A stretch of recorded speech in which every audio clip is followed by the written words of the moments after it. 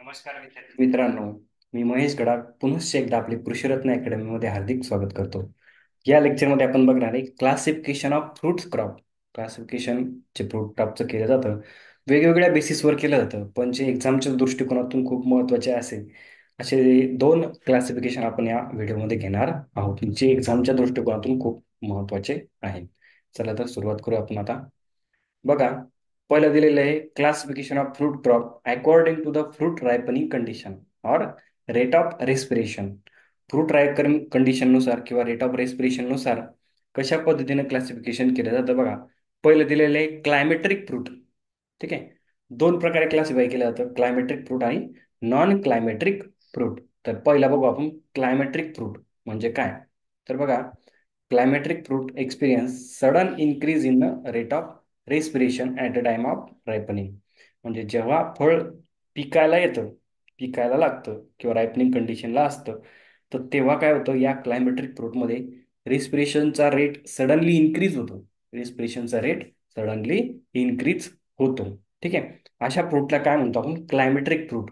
किंवा साधी जर टेक्निक आपल्याला यूज करायची असेल क्लायमेट्रिक फ्रूट ओळखायची, तर असे जे फ्रूट असतील की जे झाडाचे तोडल्यानंतर सुद्धा पिकतात, जसं की आपला मँगो, आंबा.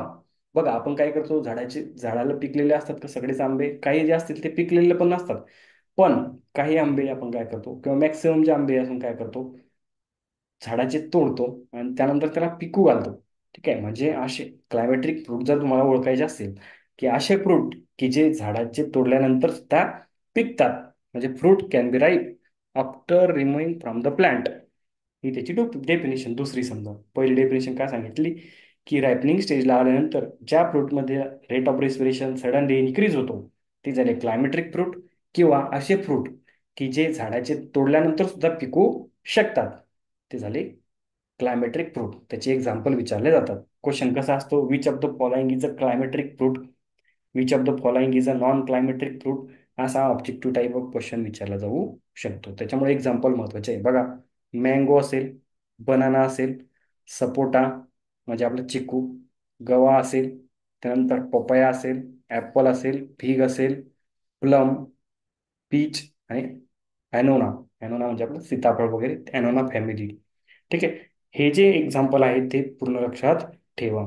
ठीक आहे, त्यानंतरचा आपला नेक्स्ट जो आहे क्लासिफिकेशन, ते नॉन क्लायमेट्रिक फ्रूट. ठीक आहे, बघा आता क्लायमेट्रिक झालं, दुसरे नॉन क्लायमेट्रिक. म्हणजे बघा, ह्याच्यामध्ये काय होतं, ह्याच्यामध्ये काय, fruit can experience simple gradual decline in the rate of respiration at the time of ripening.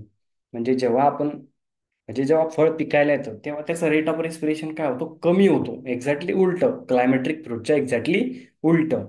किंवा दुसऱ्या भाषेत सांगायचं झालं, डोंट राईप आफ्टर पिकिंग, म्हणजे तोडल्यानंतर ते पिकत नाही. जसं की एक्झाम्पल घ्या, सिट्रस.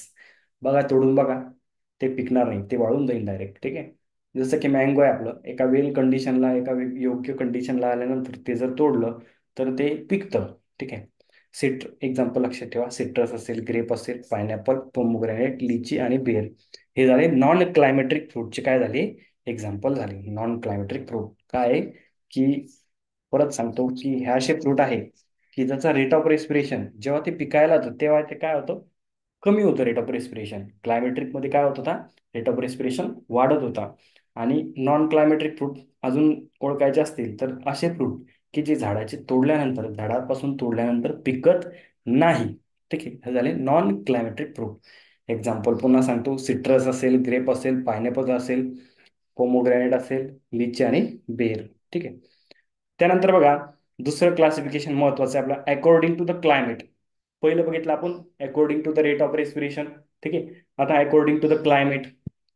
पहिले ट्रॉपिकल जे असतील क्रॉप, ठीक आहे, त्याच्यानुसार ट्रॉपिकल म्हणजे काय, ट्रॉपिकल क्रॉप म्हणजे काय, की असे फ्रूट क्रॉप म्हणून आपण पर्टिक्युलरली आपण क्लासिफिकेशन ऑफ फ्रूट क्रॉप बघतोय. असे फ्रूट क्रॉप की ज्यांना हॉट आणि ह्युमिड क्लायमेट लागतं for their growth, development and better yield. Hot and humid climate लागणार आहे, हे सगळे येतात, ते म्हणजे ट्रॉपिकल क्रॉप. कोणकोणते ट्रॉपिकल क्रॉप, मँगो असेल, बनाना असेल, पपया, सपोटा, पायनॅपल, जॅकफ्रूट, गवा, कोकोनट, कॅशूनट. क्वेश्चन विचारला जातो, which of the following is a tropical crop, which of the following is sub tropical crop, which of the following is sub sorry temperate crop, असे तीन प्रकारचे classification दिलेले आहे. तर त्यातला ट्रॉपिकल बघितला आपण, तोच fruit crop which needs hot and humid climate. ठीक आहे.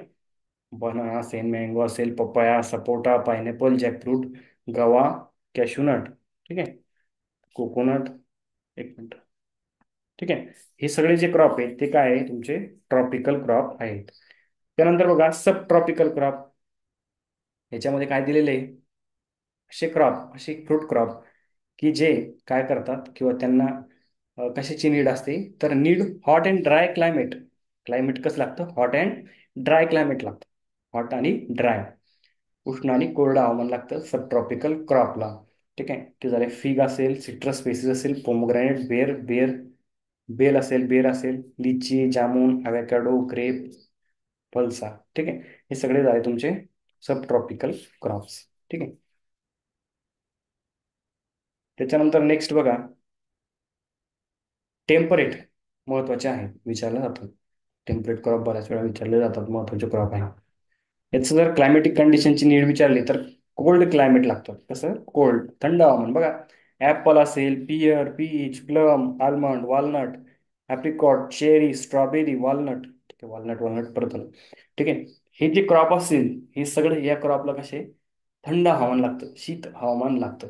ठीक आहे. तर ही सगळे क्रॉप कोणते झाले तुमचे, टेम्परेट क्रॉप. ठीक आहे. हे सगळं होतं तुमचं क्लासिफिकेशन ऑफ क्रॉप. ठीक आहे. Classification of crop. ठीक आहे. तर या लेक्चरमध्ये आपण काय कव्हर केलं, क्लासिफिकेशन ऑफ क्रॉप, जे की महत्वाचं आहे ते. तसं तर भरपूर सारं क्लासिफिकेशन आहे क्रॉपचे वेगवेगळ्या बेसिसवर, पण हे एक्झाममध्ये विचारले जाणार आहे. कारण की आपण पहिले आपल्या लेक्चरची खासियतच सांगितलेली आहे.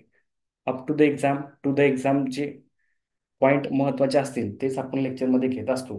ठीक आहे. त्यामुळं लेक्चर खूप महत्त्वाचे असतात, शॉर्ट असतात. ठीक आहे. इन्फॉर्मेटिव्ह व्हिडिओ आपण बनवत असतो, त्याच्यामुळे चॅनलला सबस्क्राईब करा.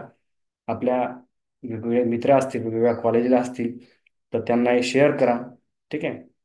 फ्रीमध्ये क्वालिटी कंटेंट तुम्हाला भेटत आहे, तर तुमचं काम काय, फक्त चॅनलला अपडेट राहणे आणि आपल्या इतरही मित्रांना ते शेअर करणे.